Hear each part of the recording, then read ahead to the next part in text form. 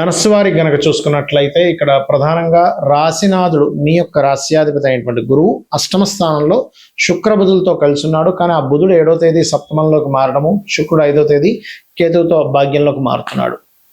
మరియు అర్ధాష్టమ శని నడుస్తున్నప్పటికీ ఆ యొక్క శని ప్రభావం తగ్గుతుంది. ఎందుకంటే గురువు దృష్టి ఉండడం వల్ల 6లో కుజుడు మరియు చంద్రుడు రాశి నుంచి 6 రాశులు తిరుగుతాడు. ఈ మొత్తం పక్షంలో చూసుకున్నట్లయితే ఈ యొక్క గ్రహస్థితిని అనుసరించి మీకు ఎటువంటి ఫలితాలు రానున్నాయి, ఏ దేవతారాధన చేయాలి, ఎటువంటి విషయాల పట్ల మీ జాగ్రత్త వహించాలనేటువంటి అంశాలు చెప్తుంది నేనైనప్పటికీ చెప్పిస్తుంది సాక్షాత్ లలిత అమ్మవారిగా భావిస్తూ ఆ లలితాంబిక అమ్మవారి యొక్క అనుగ్రహం మీకు పరిపూర్ణంగా కలగాలని మనస్ఫూర్తిగా కోరుకుంటూ ఇక్కడ గమనించినట్లయితే మీ యొక్క రాశ్యాధిపతి ఎవరైతే ఉన్నారో అష్టమంలో ఉండడం వల్ల కొంత రీసెర్చర్స్కి పిహెచ్డీస్ చేయడానికి, తాతగా రాష్ట్ర విషయంలో కొన్ని గొడవలు కొంతవరకు క్లియర్ అవ్వడానికి తోడ్పడుతుంది.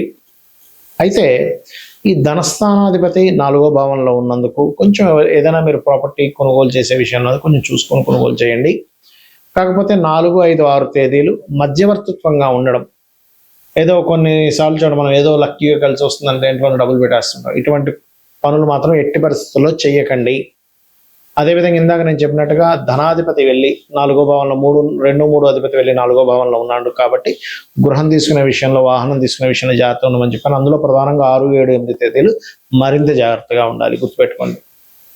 ఫ్రెండ్స్తోని సంతానంతో తెలియని కొంత గొడవలు అనుకోండి, కొంత పట్టింపులు అనేటువంటివి ఏర్పడతాయి. వివాహం కోసం ప్రయత్నం చేసేటువంటి వారికి ఖచ్చితంగా వివాహ యోగం అనేటువంటిది ఈ పక్షంలో ప్రధానంగా 5వ తేదీ 7వ తేదీ తర్వాత నుంచి అనుకూలత చాలా ఎక్కువగా ఉంది చెప్పాలంటే. పెద్ద మొత్తంలో మీరు మనీ, జ్యువెలరీ, ఏదైనా డాక్యుమెంట్స్ లాంటివి తీసుకొని ప్రయాణాలు లాంగ్ జర్నీ చేసేటప్పుడు చాలా జాగ్రత్తగా ఉండండి. మరియు అదేవిధంగా కాస్త పుణ్యక్షేత్రాలు, ముఖ్యంగా లక్ష్మీ గణపతి లేదా అమ్మవారి ఆలయాలకి, క్షేత్రాలకి దర్శనం చేసుకోండి. భాగ్యస్థానంలో ఉండేటువంటి శుక్రబుధుల యొక్క ప్రభావం శుక్రకేతువుల యొక్క ప్రభావం తగ్గుతూ ఉంటుంది. కొత్త ఉద్యోగ అవకాశాలు వస్తాయి, అందులో ఎటువంటి సందేహం లేదు. వేరే వేరే దూర ప్రాంతాలకు వెళ్ళి అక్కడ వ్యాపారం చేసేటువంటి వారు మరింత జాగ్రత్తగా ఉండాలి. ఇక మీరు నిత్యము చేయవలసిన దేవతారాధన కూడా లక్ష్మీ నరసింహస్వామి యొక్క కరావలంబ స్తోత్ర పఠనం చేయండి, అన్ని విధాలు బాగుంటుంది. కొన్ని గ్రహాల యొక్క కంజంక్షన్ ఏవైతే ఉంటుందో ఈ కంజంక్షన్స్ అనేటువంటివి మీ పర్సనల్ చార్ట్లో ఉన్నా, లేకపోతే జనరల్గా గోచారంలో వచ్చినప్పుడు ఒక 15 to 20% దాని ఎఫెక్ట్ చూపిస్తుంది. మీ పర్సనల్ చార్ట్లో వచ్చినప్పుడు మీకు ఆ మహాదశలో, అంతర్దశలు వచ్చినప్పుడు మాత్రమే ఎఫెక్ట్ చూపిస్తుంది. ఎందుకంటే ఈ విషయాన్ని నేను మీకు ఎందుకు పర్టికులర్గా చెప్తున్నా అంటే, ఇవాళ మనం చూసినటువంటి ఇప్పుడు ఈ 15 రోజులు పక్ష ఫలితాల్లో చెప్పుకునేటువంటి గోచారంలో చాలా స్పష్టంగా శుక్రకేతువుల యొక్క ఎఫెక్ట్ ఎక్కువగా ఉంటుందని చెప్పుకున్నాం. సో ఈ శుక్రకేతువుల యొక్క ప్రభావం ప్రతి ఒక్కరి జాతకంలో మీకు అది కంపల్సరీ బ్యాడ్ ఎఫెక్ట్ ఇస్తుందా, మంచి ఎఫెక్ట్ కూడా ఇస్తుందా అనేటువంటిది ఒక సిస్టమ్ ఉంది. అదేమిటి అంటే శుక్రుడు ధనము, శుక్రుడు స్త్రీ, శుక్రుడు వివాహము, శుక్రుడు వాహనాలు, గృహాలు, లగ్జరీ లైఫ్. ఈ యొక్క శుక్రుడు కేతుతో కలిసినప్పుడు ఏమవుతుందంటే ఒక్కొక్కసారి వాంటెడ్లీ వీళ్ళకి వాటి మీద ఇంట్రెస్ట్ లేకపోవడం జరుగుతూ ఉంటుంది, లేదా వాటి కోసం ఎంతో ప్రయత్నం చేస్తున్నా సరే సంపాదించినట్టే సంపాదించిపోవడం కూడా జరుగుతూ ఉంటుంది. అయితే ఇది ఎప్పుడు మీరు గనక శుక్ర మహర్దశ కానీ కేతు మహర్దశ కానీ మీ లైఫ్లో ఉండాలి.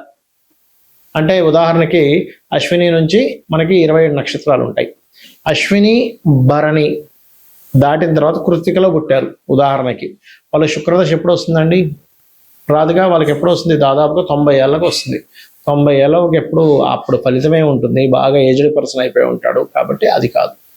మీరు ఉదాహరణకి అశ్విని నక్షత్రంలో పుట్టారు, లేదా భరణి నక్షత్రంలో పుట్టారు, లేదా రేవతిలో పుట్టారు, లేదా ఉత్తరాభాద్రలో పుట్టారు, ఒక ఏజ్లో వస్తాయి. అప్పుడు చూసుకోవాలి. అది కూడా ఏంటి? శుక్రుడు బాగుంటే మంచి ఫలితం, శుక్ర మహర్దశ.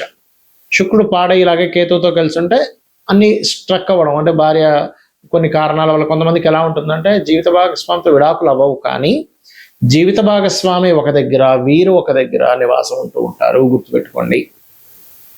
కాబట్టి ఏంటంటే ఆ రకంగా ఈ శుక్రుడికి సంబంధించినటువంటి విషయాల్లో ఈ రకమైనటువంటి ఫలితాలు కూడా పొందుతూ ఉంటారు. అదేవిధంగా మరొక విషయం ఏంటంటే ఇక్కడ మీరు ఎప్పుడైనా సరే గుర్తుపెట్టుకోండి, శుక్ర మహాదశ వచ్చినప్పుడు అందరూ ఏమనుకుంటారంటే శుక్రుడు అంటే ఇంకేముంది, అసలు అద్భుతం, నేను ఇంకా నాకు లగ్జరీ, కొన్ని కోట్లు సంపాదిస్తాను, వాహనాలు, గృహాలు ఉంటాయి అనుకుంటారు. కాదు. శుక్రుడు బాగుంటే నిజంగానే అన్ని కోట్ల రూపాయలు ఇస్తాడు, అంతా బాగుంటుంది.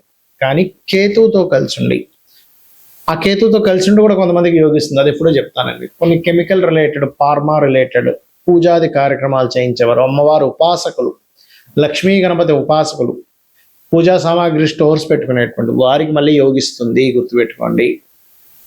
కాబట్టి ఇక్కడ ఏంటంటే మీరు ఏ వృత్తిలో ఉన్నారు, ఏ మహాదశ నడుస్తుంది, మీకు ఆ వృత్తి మీ జన్మజాతకంలో ఉండేటువంటి కాంబినేషన్స్కి కనెక్ట్ అవుతుందా లేదా. అంటే ఎలా అంటే ఒక వ్యక్తి చూడండి, ఒక బీటెక్ చదివాడు, సాఫ్ట్వేర్ చదువుకున్నాడు, అతని సాఫ్ట్వేర్ రంగాలకు సంబంధించిన దాంట్లో అతను జాయిన్ అయితేనే అతను చాలా చక్కగా ఆ యొక్క వృత్తిని నిర్వహించగలుగుతాడు. అలా కాకుండా అతన్ని తీసుకెళ్ళి మెకానికల్లోనే వేశారు, లేకపోతే మ్యాథ్స్ టీచర్గా చెప్పమన్నారు, లేకపోతే ఇంకోటి ఏదో చేయమన్నారు, చేయలేడు. అంత మాత్రం చేత అతని దగ్గర టాలెంట్ లేనట్టు కాదు. అలాగే ప్రతి జాతకంలో కూడా ధనయోగం ఎందులో ఉందో తెలుసుకోవాలి. ధనయోగం లేకపోవడం కాదు, ఉంటుంది, కానీ అది ఎందులో ఉందో తెలుసుకోగలగాలి. చాలా మంది చూడండి, నేను చాలా వ్యాపారాలు చేశానండి, ఆఖరి హోటల్ పెట్టుకుని బాగా నడుస్తుంది అంటారు. లేదా కొంతమంది చాలా వ్యాపారాలు చేశారు, చాలా ఉద్యోగాలు చేశారండి, స్క్రాప్ షాప్ పెట్టుకున్నాను సార్, కోట్లు సంపాదించాను అంటాడు. అంటే ఏమిటి, వాళ్ళకి దాంట్లోనే ఉంటుంది. మరి అంతకుముందు ఎందుకంటే అవన్నీ చేశారు, జాతకంలో ఇది ఉంటాయంటే వాళ్ళకి అవన్నీ చేసి నష్టపోయే యోగం కూడా ఉంటుంది, బ్యాడ్ పీరియడ్ ఒకటి నడుస్తూ ఉంటుంది.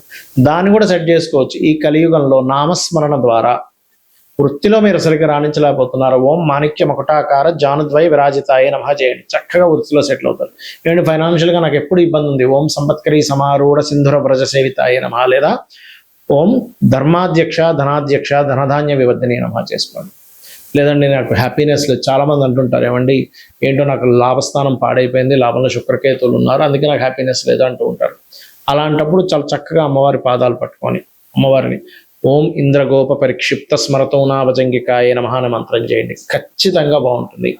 ఈ రకంగా ఏంటంటే ఇది కలియుగం కాబట్టి కలిలో నామస్మరణ ద్వారా మనం తరించవచ్చు, పెద్దగా ఏమి టెన్షన్ పడాల్సిన అవసరం లేదు. దాన్ని యాక్సెప్ట్ చేయగలగాలి. పూర్వజన్మలో చేసిన కర్మ వల్ల ఈ యొక్క గ్రహస్థితి ఏర్పడింది కాబట్టి నేను దీన్ని ఈ రకంగా నేను మార్చుకోగలగాలని ఒక నామస్మరణ మీ యొక్క జీవితాన్ని ఖచ్చితంగా మారుస్తుంది, గుర్తుపెట్టుకోండి. ఇక ఈ కాంబినేషన్స్ ఎప్పుడు కూడా కొన్నిసార్లు ఒక అద్భుతమైన కాంబినేషన్ కూడా ఉంటుంది. ఆ చంద్రమంగళ యోగం ఉందండి, బుధాదిత్య యోగం ఉందండి అని చెప్తూ ఉంటారు కదా. ఆ యోగం ఉన్నప్పుడు ఏంటంటే మీకు ఒకటి గుర్తుపెట్టుకోండి, ఆ యోగం పాపకత్తెరలో ఉంటే రాదు, మళ్ళీ మీకు ఫలితం శుభకత్తెరలో ఉంటే బాగా వస్తుంది. సో ఒక గ్రహం ఇంకో గ్రహాన్ని కలిసినప్పుడు ఒక యోగం ఏర్పడినప్పుడు, యోగం అనేటువంటిది ఒక రాశిలో ఉన్నప్పుడు ఏర్పడుతుంది, నక్షత్రంలో ఉన్నప్పుడు ఏర్పడుతుంది, ఒక గ్రహంతో కలిసినప్పుడు ఏర్పడుతుంది. ఆ యోగం ఏర్పడినటువంటిది మీకు ఎలా ఉంది, ఆ యోగం మీకు చక్కటి ఫలితాలు ఇస్తుందా ఇవ్వట్లేదా, అది పాపకత్తెరలో ఉందా శుభకత్తెరలో ఉందా, అది ఎటువంటి ఫలితాలను ఇస్తుంది. కొన్నిసార్లు కొన్ని యోగాలు ప్రదేశం మారితే మంచి ఫలితాలు ఇస్తాయి, కొన్ని యోగాలు ప్రదేశం మారకుండా ఒకే దగ్గర స్థిరంగా ఉంటే మంచి ఫలితాలు ఇస్తాయి, కొన్ని యోగాలు విదేశాలకు వెళ్తే మంచి ఫలితాలు ఇస్తాయి. అలా ఏంటంటే ఆ యోగం ప్రదేశం మారడం వల్ల ఉందా, మారకపోవడం వల్ల ఉందా, ఏ వృత్తిలోకి వెళ్ళడం వల్ల ఉంది, కొంతమందితో దూరంగా ఉండడం వల్ల ఉందా, కొన్ని పార్ట్నర్షిప్స్ చేయడం వల్ల ఉందా, కొన్ని పార్ట్నర్షిప్స్ చేయకుండా ఉండడం వల్ల ఉందా అనేటువంటిది స్పష్టంగా మీరు తెలుసుకోగలగాలి. ఇలా కనుక తెలుసుకొని మీరు కనుక చేయగలిగితే, అమ్మవారి నామాన్ని మీరు స్మరణ చేయగలిగితే ఖచ్చితంగా అన్ని విధాలా మీకు బాగుంటుంది.